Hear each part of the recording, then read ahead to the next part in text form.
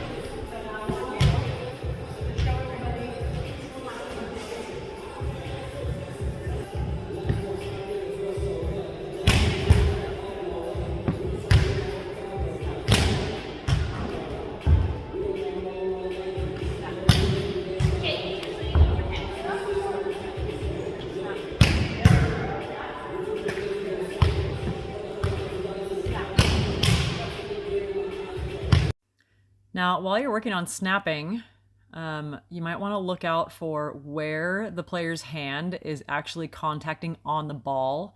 Right here, she hits the side of the ball, and that's what causes it to go out. Even though she's working on her snapping, she did snap, but her hand contacted the ball on the side. You'll see it right there.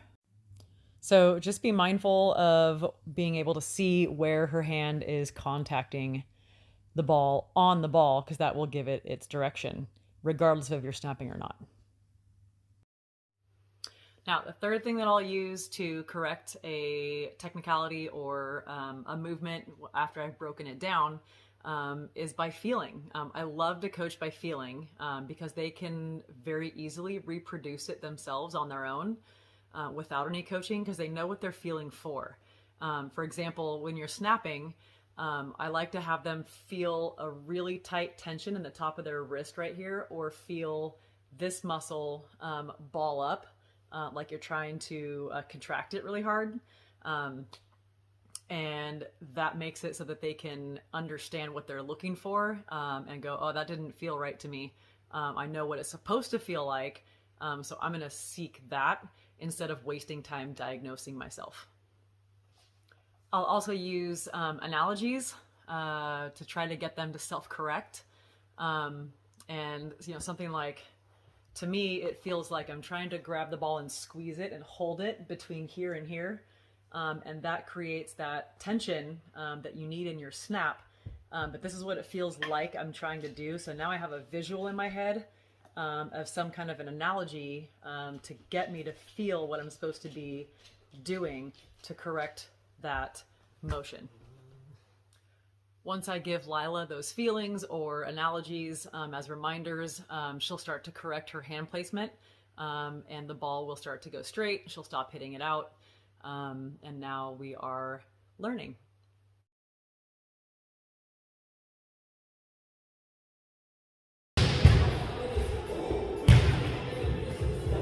Now that she's corrected her contact, I'm going to add a feeling to that, and that is a stretch, because I want her to snap at the top of her arm swing.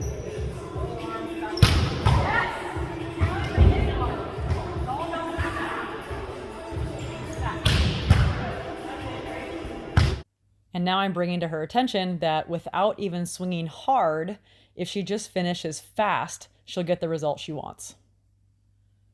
So now that we have identified what the problem is, we have decided on a reverse programming protocol because it is the last thing that she does. It's her finish.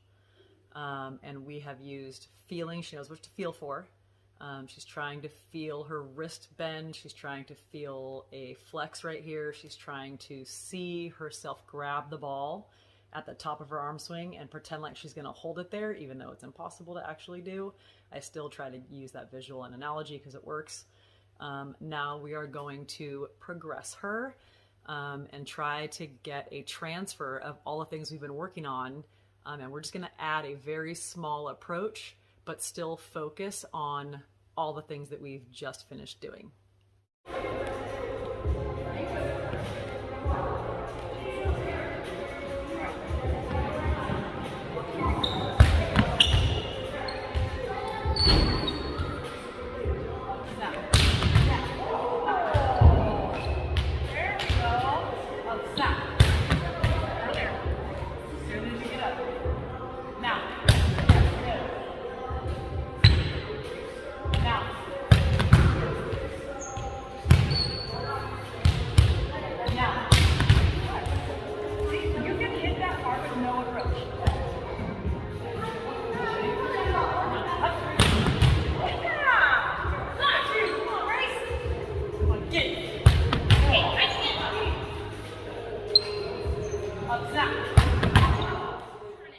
Now, here's a player who does not have the advantage of being over 6 feet, so I'm trying to encourage her that even though she is not going to be over 6 feet, she can still have a good contact and a good snap and still have an effective arm swing. She just has to swing on her way up, unlike this one, where she's hitting on her way down right there.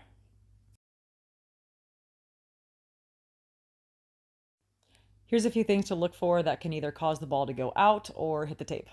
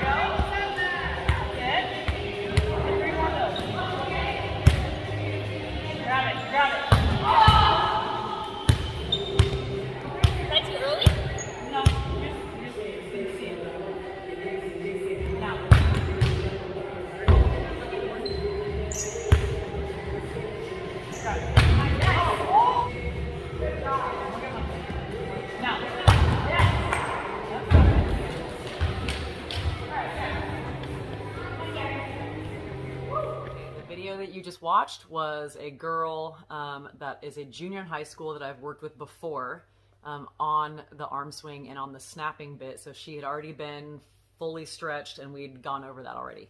The girl that you're going to watch now is an 8th grader and she has not worked on the stretching as much.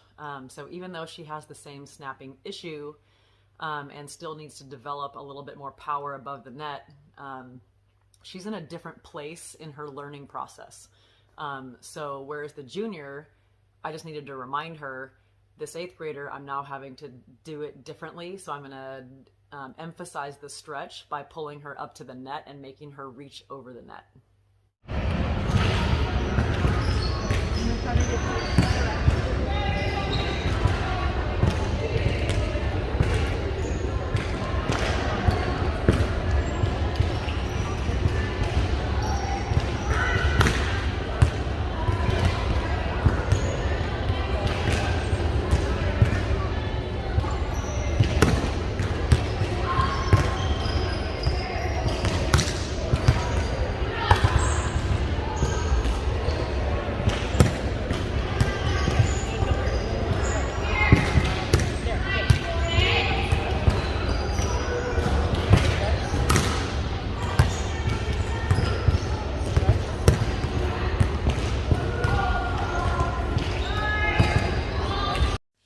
Now that I've introduced her to stretching, we're going to start emphasizing the snapping at the end of her stretch. Now in the previous clips with the circles, I was trying to highlight that she was sort of snapping, so she was reaching high enough to get the ball over the tape, but she wasn't really snapping as hard as she could. So now I'm going to exaggerate that and tell her that she can actually snap harder by flexing that forearm and trying to feel a stretch on the top of her wrist like she's holding a ball and squeezing it between her wrist and her forearms. We also had a bit of a flexing contest.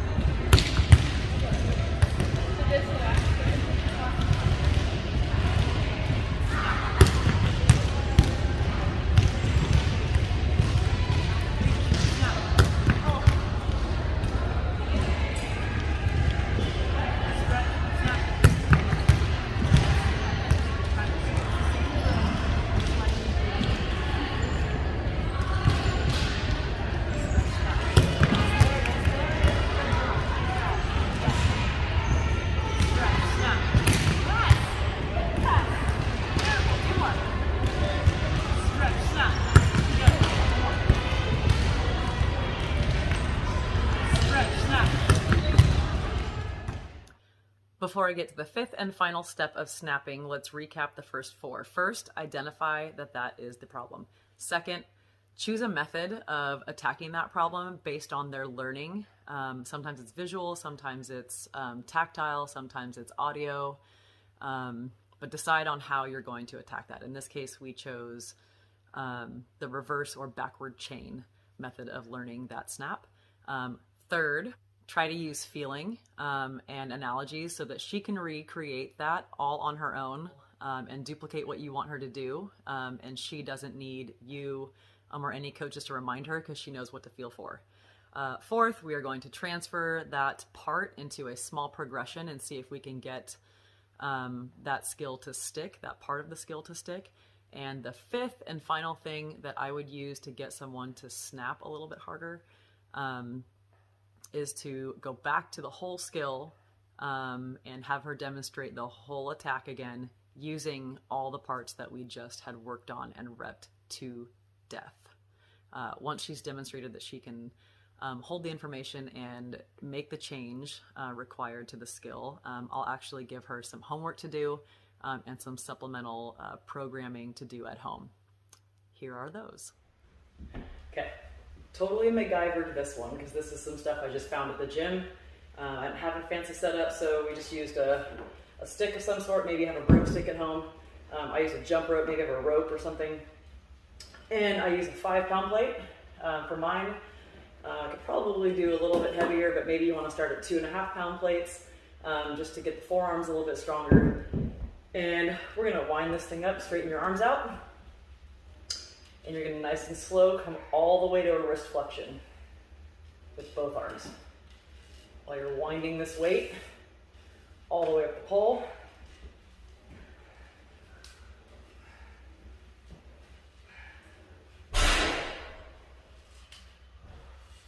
When you get to the top, just slowly lower it back down.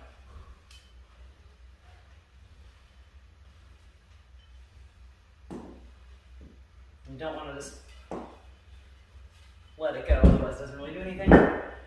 For the weight, you could use maybe an old gallon of milk, fill it with some water or some sand or something. Has a little bit of weight to it, however much weight you can handle. And you can totally do this at home. All right, I'm going to take the band, about $15 at Target, Walmart, anywhere, Amazon, you can get these. I like the ones with the handles, but they don't need to have handles. We're going to go through our entire arm swing so that we can strengthen up our supporting muscles to go through your snap and your elbow switch.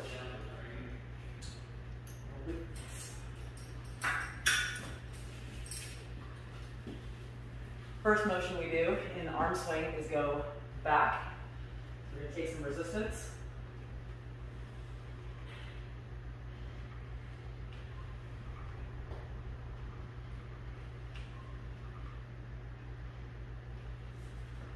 Once we go back, we got to go forward. So flip around. Make sure that it's not so resistant that you're struggling through the move. You don't want to make it hard. Just want a little bit of resistance. If it's too hard, you'll start to see some wobbling or some outside of range of motion moves, and we don't want that. Once we've gone back, we swing forward. Now we got to get to here. I'm going to step on this halfway. And I'm going to pull from back here my shoulder blade. Okay? And we're going to go open.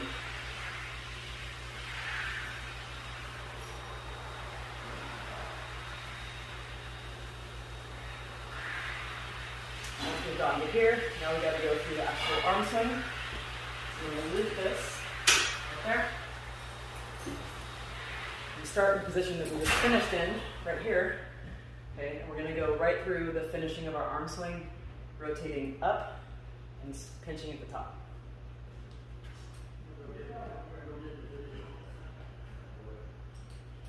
Make sure there's enough resistance that you can feel this right here. Keep your elbow next to your head. Don't let it come out here like this. And then once you finish, you're going to squeeze at the top, pinch this tricep, and that's the start of your snapping motion.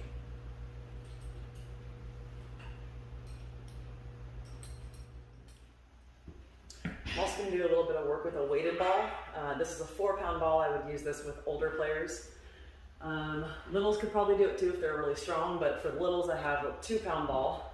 This one bounces a little bit better off the wall, whereas this one has a little squishy, or it's got some gel in it or sand or something. So it doesn't bounce quite as well, but it still does the trick. So we use this to try to get their, when they swing and they're finished, that snapping part I was talking about in the video, we need that generation to be started back here and not in the front. So want to get this weighted ball. You go 90 degrees here. You're going to throw it from back here. Let the ball, the weight kind of carry your hand down, and then flip it to the wall.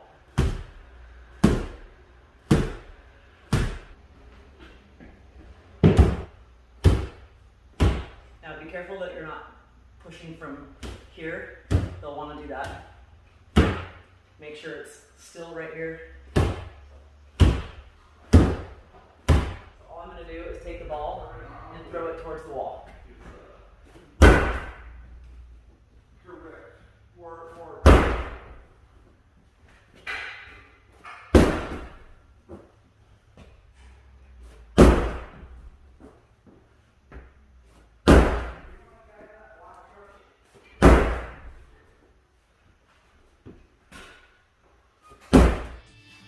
Those were my 5 steps of one way that I teach arm swing snapping. Thank you for watching. Subscribe.